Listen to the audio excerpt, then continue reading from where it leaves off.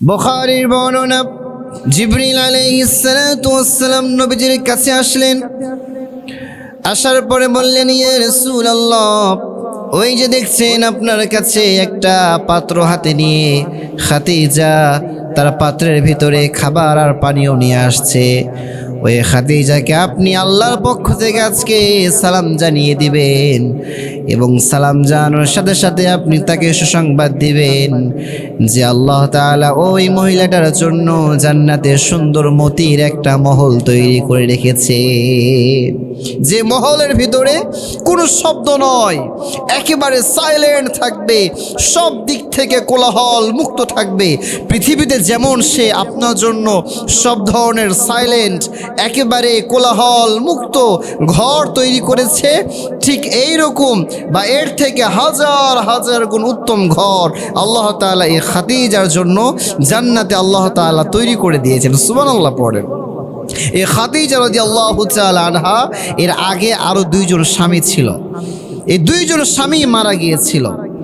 দুইজনের স্বামীর মৃত্যুর পরে আম্মাজান খাদিজাতুল কুবরা রাদিয়াল্লাহু তাআলা আনহা এর বিশাল সম্পদ মক্কার জমিনে পুরা আরব কান্ট্রির ভিতরে আম্মাজান খাদিজাতুল কুবরা রাদিয়াল্লাহু তাআলা আনহা এর সম্পদের দিকে তাকিয়ে বহু সম্ভ্রান্ত ব্যক্তি আম্মাজান খাদিজাতুল কুবরা রাদিয়াল্লাহু তাআলা আনহা এর কাছে বিবাহর জন্য সম্বন্ধ পাঠিয়েছিলেন।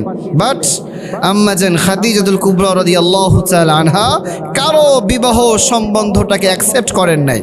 আম্মাজান খাদিজাতুল কুবরা রাদিয়াল্লাহু তাআলা আনহা এর সম্পদ যেহেতু অনেক বেশি ছিল, এই জন্য আম্মাজান একজন সুন্দর সৎ একজন ব্যক্তি খুঁজছিলেন, যাকে দিয়ে তার বিশাল সুন্দর বিজনেসটাকে সে ম্যানেজমেন্ট করতে পারে, পরিচালনা করতে পারে।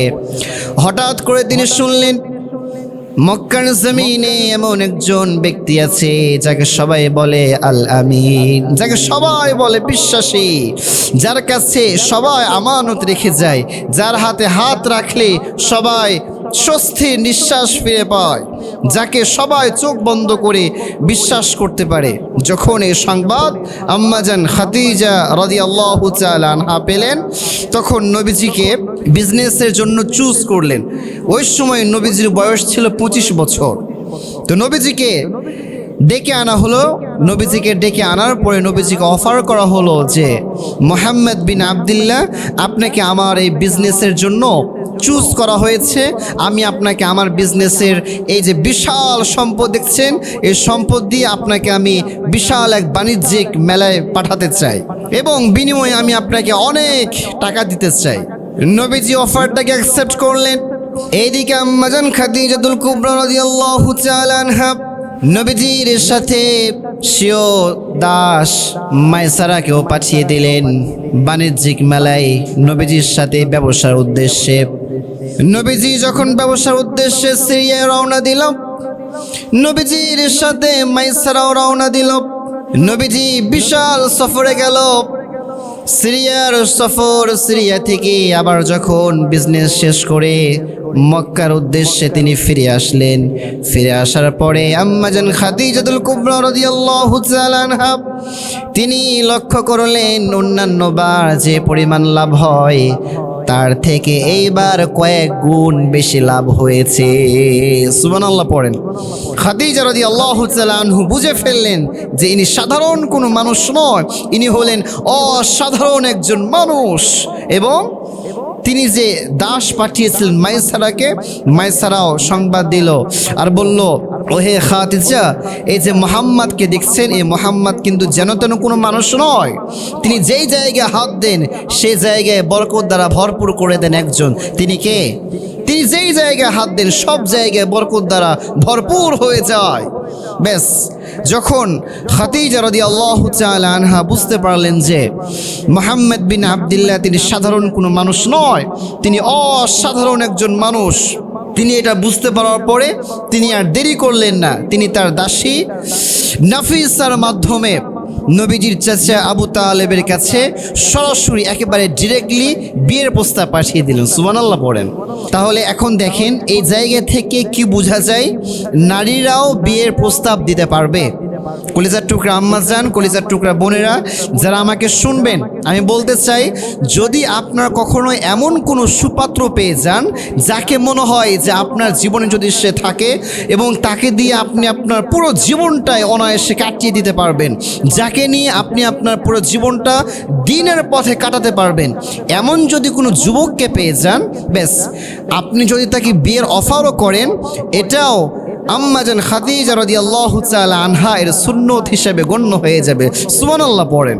আম্মাজান খাদিজা রাদিয়াল্লাহু তাআলা আনহা যখন তার দাসী নাফিসার মাধ্যমে বিয়ের প্রস্তাব পাঠালেন, বিয়ের প্রস্তাব পাঠানোর পরে বিবাহ মঞ্জুর হলো। এক পর্যায়ে নবীজির সাথে আম্মাজান খাদিজা রাদিয়াল্লাহু তাআলা আনহা এর বিবাহ হয়ে গেল।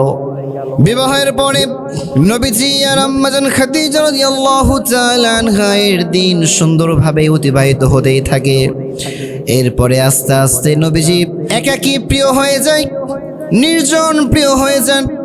নবীজি এক পর্যায়ে হেরা গুহার ভিতরে তিনি মগ্ন থাকতে শুরু করে দেন। সেই জায়গাতে তিনি ধ্যানে থাকা শুরু করে দেন।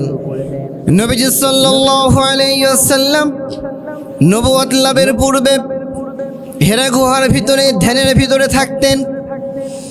ঠিক এইরকম একটা সময় নবীজির কাছে জিবরিল আলাইহিস সালাতু ওয়াস সালাম তার বিশাল আকৃতি নিয়ে নবীজির সামনে চলে এসেছে।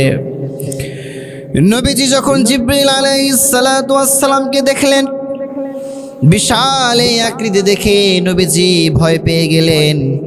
এরপরে নবীজি ভয় পাওয়ার পরে জিবরিল আলাইহিস সালাম বললেন, নবী হ্যাঁ ইকরা, আপনি পড়েন। নবীজি বললেন, আনা লা আকরা, আমি তো পড়তে পারি না, আমি কি পড়ব? এই কথা শোনার পরে জিবরিল আলাইহিস সালাতু ওয়াস সালাম স্বীয় সিনার সাথে নবীজির সিনাটাকে এত জোরে চাপ দিলেন। নবীজি বললেন, এই চাপের কারণে আমার মনে হচ্ছিল এই মুহূর্তেই মনে হয় আমার প্রাণটা বের হয়ে যাবে। এরপর আবার জিবরিল আলাইহিস সালাতু ওয়াস সালাম বললেন, ইকরা, আপনি পড়েন। নবীজি আবার বললেন, আনা লা আকরা, আমি পড়তে পারি না, আমি কি পড়ব? নবীজিকে আবার জিবরিল আলাইহিস সালাম দ্বিতীয়বার তার সিনার সাথে চাপ দিলেন। এরপরে বললেন, ইকরা, আপনি পড়েন। নবীজি বললেন, আনা লা আকরা, আমি তো পড়তে পারি না, আমি কি পড়ব? এইরকম ভাবে নবীজিকে তিনবার জিবরিল আলাইহিস সালাম তার নিজের সিনার সাথে চাপ দিয়েছে।